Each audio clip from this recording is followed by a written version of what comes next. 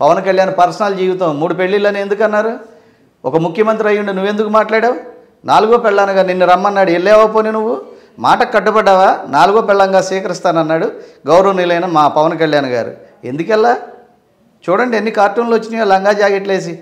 ఇదే జగన్మోహన్ రెడ్డి గారి సిగ్గుండాలయ్యా. 151 మంది నీకు ఎమ్మెల్యేలు, 23-24 మంది ఎంపీలు ఇస్తే ఇదే ప్రజలు, ఈ ప్రజల నుంచి నువ్వు ఎలా చీదరించబడ్డావో చూడు. ఒక కొడాలి నాని మాట్లాడే బూతులు మీకు కనపడతల్లా? ఇంట్లో టీవీ పెట్టుకోగలుగుతున్నారా సాధారణ పబ్లిక్? టీడీపీలో కూడా ఇతర నాయకులు ఉన్నారు కదా, బుద్ధా వెంకన్న లాంటి నాయకులు ఉన్నారు. పచ్చిగా పదజాలాలు కూడా ఇదే బుద్ధా వెంకన్న, ఇదే బోండా ఉమాలని, ఇదే వేరే వాళ్ళని, అదే గురజాలు వెళ్తే, అదే మాచర్లు వెళ్తే ఎలాంటి కత్తులు, ఎలాంటి కొడవళ్ళతో నరకటాకు వచ్చారు, బండలతో పొడిశారు, కార్లు పగలగొట్టారు, ఎన్ని హత్య రాజకీయాలు చేశారు. ఇవన్నీ ప్రజలు కోరుకునేది ఇది కాదండి. ఇప్పుడు ఇది మీరు ఇస్తున్నారు ఎంటర్టైన్మెంట్. మీరు ఎప్పుడైతే ప్రజల్లో విలువలు పోగొట్టుకుని ఒకటి ఆలోచించండి.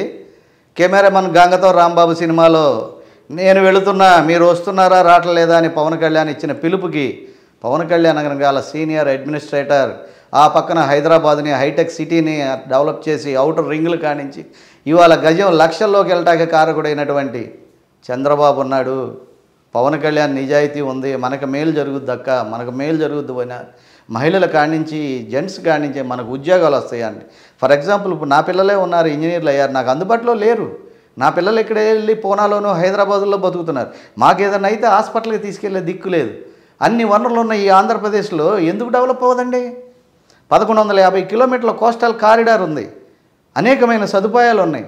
ఇక్కడోళ్ళు వెళ్ళి అమెరికా, మరి న్యూజెర్సీ, మరి లండన్ గిన్నను ప్రతి దేశంలో కూడా ఇంజనీర్లు సింగపూర్ కానించి మనోళ్లే, ఇంజనీర్లు మనోళ్లే, శాస్త్రవేత్తలు మనోళ్లే, అకౌంట్స్ రాసేది మన ప్రతి ఒక్కటి కూడా. ఇక్కడ ఎందుకని మీరు కావాల్సిన ఉద్యోగ భద్రత కల్పించడం? ఎందుకు సాఫ్ట్వేర్ కంపెనీలు తీసుకురాలేకపోయారు? ఎన్డీఏ కూటమి ఆధ్వర్యంలో పరిశ్రమలు వస్తాయంటారు. 100% వస్తాయి.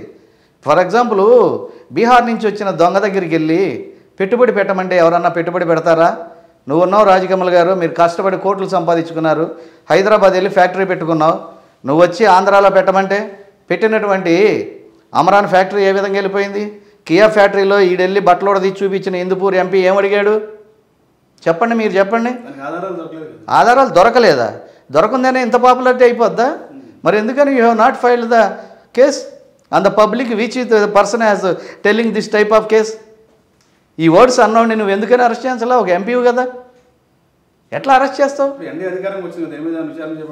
అరే ఇదే చేపడతారా? ఖాళీ బొచ్చులు ఇచ్చేలేడు జగన్మోహన్ రెడ్డి 13 లక్షల కోట్లు అప్పిచ్చి. ఆ ఖాళీ బొచ్చులతో ఇంట్లోకి వచ్చాడు, ఎక్కడెక్కడ పడి ఉన్నాయి.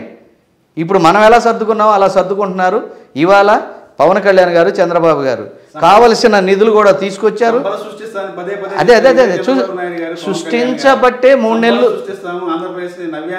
Correct, very good question. సంపద సృష్టించగలడు కాబట్టే పవన్ కళ్యాణ్ నిజాయితీ, ఆయన అడ్మినిస్ట్రేషన్తో నిన్న 15,000 కోట్లు, ఇంకోటి 3,600 కోట్లు గ్రామీణ రోడ్ల కోసం తీసుకురావటం కానీ, 6,000 కోట్లు ఇంకోటి కానీ, పోలవరానికి మళ్ళీ రీట్రెండింగ్ కాకుండా, రీట్రెండింగ్ అనేది గతంలో చంద్రబాబు ట్రెండింగ్ ఇచ్చేసాడు, అయిపోయింది, నాకేం రాదు.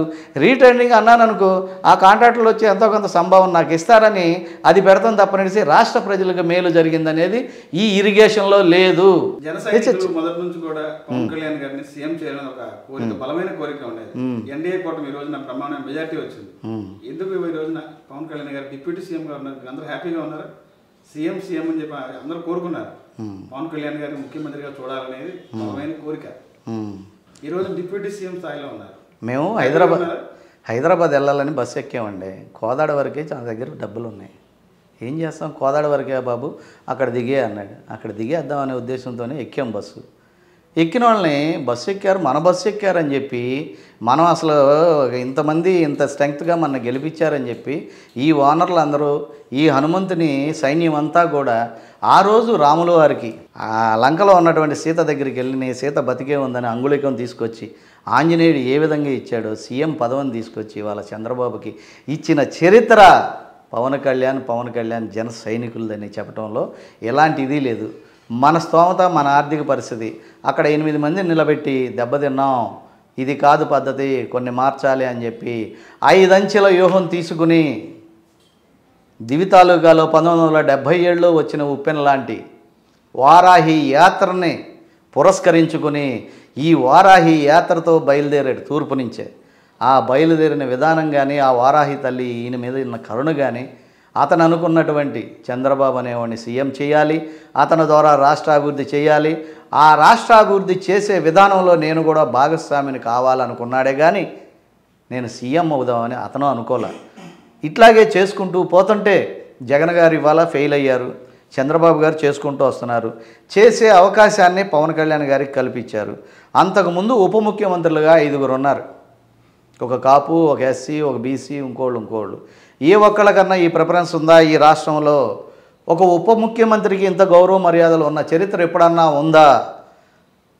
విశ్వాసం చంద్రబాబు గారు జైలుకి వెళ్ళిన తర్వాత చంద్రబాబు గారి ప్రవర్తనలో చాలా మార్పు వచ్చిందండి. ఏంటంటావేమో, తనామనా తెలుసుకున్నాడు, రూపాయి విలువ తెలుసుకున్నాడు, టైం విలువ తెలుసుకున్నాడు, ఫుడ్ విలువ తెలుసుకున్నాడు. నేను లేనప్పుడు నా పార్టీ మెయింటైన్ చేసింది ఎవరు నా కోసం వచ్చిందో తెలుసుకున్నాడు. వాళ్ళని వదులుకోకుండా వాళ్ళందరినీ నేను కాపాడుకోవాలి అని చెప్పి తెలుసుకున్నాడు. అర్ధరాత్రి ప్రాణాలకి తెగించి ఇంతమంది పారిశ్రామికవేత్తలు నాకు అమ్మోరు ఉన్నారు, నా పార్టీలో ఉన్నారు, నా పార్టీకి వదిలేసి పారిపోయారు.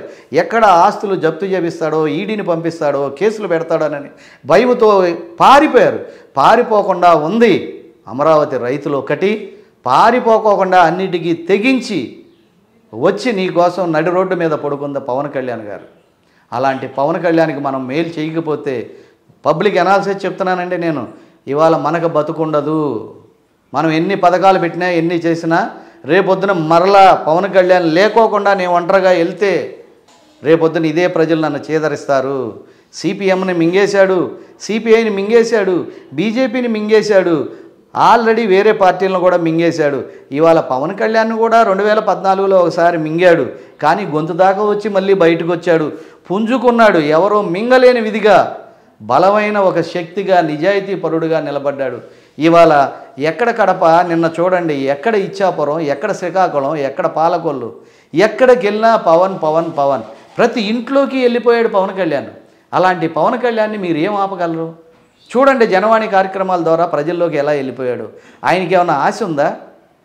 ఆయనకేమన్నా ఒక పుచ్చలపల్లి సుందరయ్యలాగా ఆయన చెప్తాడే పద్దాగా, ఒక చెగువీరాలాగా నిస్వార్థంగా కోరిక ఉన్నా కానండి, కోరిక తీరటానికి కుదరాలి. అది భవిష్యత్తులో అవుద్దేమోనండి, భవిష్యత్తులో అవుద్దేమో. అతను కోరుకుంటే నేనే ఇస్తా, 1 సంవత్సరం 2 సంవత్సరాలు అయినా. స్వయంగా చంద్రబాబు గారు చెప్పారు, ఆయనలో మార్పు కనపడుతుంది. ఇన్ని బాధలు పడి ఇంత ఇదయ్యి 57 రోజులు జైల్లో ఉండి చంద్రబాబు గారు కూడా ఆపదలో ఆదుకున్నటువంటి, ఆపదలో ఆకలితో ఉన్నవాడికి ఆక్సిజన్ పెట్టి, అన్నం పెట్టి లేపి వాళ్ళ రాష్ట్ర పగ్గాలు ఇచ్చినటువంటి వాళ్ళకి అన్యాయం చేస్తే భగవంతుడు ఉన్నాడు, భగవంతుడు చూస్తాడు. అయితే ఇవాళ పవన్ కళ్యాణ్ సెక్యూరిటీగా కూడా చాలా ప్రాబ్లం ఉందండి. పవన్ అనేవాడు ఉంటే నేను సీఎం కాలేనని జగన్ టార్గెట్ పెట్టేసుకున్నాడు. పవన్ అనేవాడు 2029లో మరలా ఇప్పుడు ఎలా చేశాడు అలా నాకు సపోర్ట్ చేయకపోతే నాకు భవిష్యత్తు ఉండదు, నా బిడ్డ మళ్ళీ సీఎం కాలేడని చంద్రబాబు పెట్టేసుకున్నారు. ఈ జనసేన సైనికులకు ఒకటే చెప్తున్నానండి, ముందు పవన్ అనేటటువంటి నిజాయితీ పరుణ్ణి కాపాడుకుంటే రాష్ట్రం బాగుంటుంది. ఎందుకంటే అతనికి స్వార్థం లేదు. పుచ్చలపల్లి సుందరయ్య గారి లాగా ఆస్తులన్నీ ప్రజలకు దారబోసినాడు. ఒక మేఘాలయ ముఖ్యమంత్రి సర్కార్ లాగా 12,000 జీతం తీసుకుని ఆయన పనిచేస్తున్నాడు, చేశాడు. 4 పర్యాయాలు ముఖ్యమంత్రిగా ఉండి కూడా రూపాయి ఆశించాల. ఇవాళ అలాగే పవన్ కళ్యాణ్ ఏమైపోతాడు, ఆ సినిమాలు కూడా వద్దంటున్నాడు. ఎలా మెయింటెన్స్ అవుతాడు? ఫ్యామిలీలు ఎలా మెయింటెన్స్ అవుతుంది? పూర్తి స్థాయి ఉంటే ఫుడ్ ఎవరు పెడతారండి? గడ్డి మామ దగ్గర కుక్కల్లాగా తయారైతే వాళ్ళ బంగారపు స్పూన్తో రాజకీయ నాయకులకి నిన్నటిదాకా ఉద్యోగస్తులందరూ కలిసి తినిపించారు లంచాలనేటటువంటి మటన్ దమ్ బిర్యానీ, మిగిలింది వాళ్ళు ఇళ్ళకి తీసుకెళ్లారు. ఇవాళ ఇదే పవన్ కళ్యాణ్ వచ్చేసరికి వీళ్ళు తినడానికి లేదు, డిఫెండెడ్ ఆన్ శాలరీ, రాజకీయ నాయకులు తినడానికి లేదు. తింటే ఈయన చూస్తున్నాడు, ఎవరన్నా తింటే మాకు చెప్పండి, మేము యాక్షన్ తీసుకుంటాం. ఇన్ కేసు నేను తప్పు చేసినా కానీ నా మీదైనా మీరు యాక్షన్ తీసుకోండి అని చెప్పి డైరెక్ట్ చెప్పేశాడు. ఇంకెక్కడండి? అట్లా ఎట్టా కుదురుద్ది పవన్ కళ్యాణ్ గారు రాజకీయాల్లో? మన ప్రాణాలకు కూడా ముప్పు ఉందండి. దయచేసి మీ సెక్యూరిటీ పెంచుకోండి, మీ కేటర్ను కూడా మీ ఎమ్మటే పెట్టుకోండి, మీ పర్సనల్ సెక్యూరిటీని ఇంకా పెంచుకోవాల్సిన అవసరం ఉంది. మీరు చాలా అడ్డంగా తయారు ఇవాళ ప్రజలకి, ఇవాళ ఈ ప్రజానాయకులకి. అందరూ కరప్షన్కి అలవాటు పడిపోయారండి. ఎడిట్ అయిపోయారు 80% మందు గంజాయికి అలా రాష్ట్ర ప్రజలు, అలా అధికారులు కూడా కరప్షన్కి అలవాటు పడిపోయారు. కాబట్టే కదా ఐఏఎస్ ఐపీఎస్లు చదివినటువంటి ఉన్నత ఐపీఎస్లను కూడా ఐఏఎస్లను కూడా ఇవాళ 16-17 మందిని పక్కన పెట్టారంటే why you have support to the goondas? ఎందుకు సపోర్ట్ చేశారు? ఎంత కష్టపడితే మీరు ఐఏఎస్లు అవుతారు? ఐపీఎస్లు నా కొడుకు ఐఏఎస్ అంటే ఒక తండ్రికి ఎంత ఆనందం. చూడండి, ఆ రోజు వాళ్ళ నాన్నగారిని నమ్మి సుబ్రహ్మణ్యం గారు కానీ ఇంకోళ్ళు కానీ శ్రీలక్ష్మి కానీ ఏ విధంగా జైలు పాలైపోయారు. అదే పరిస్థితి ఇవాళ మీకు అవసరమా?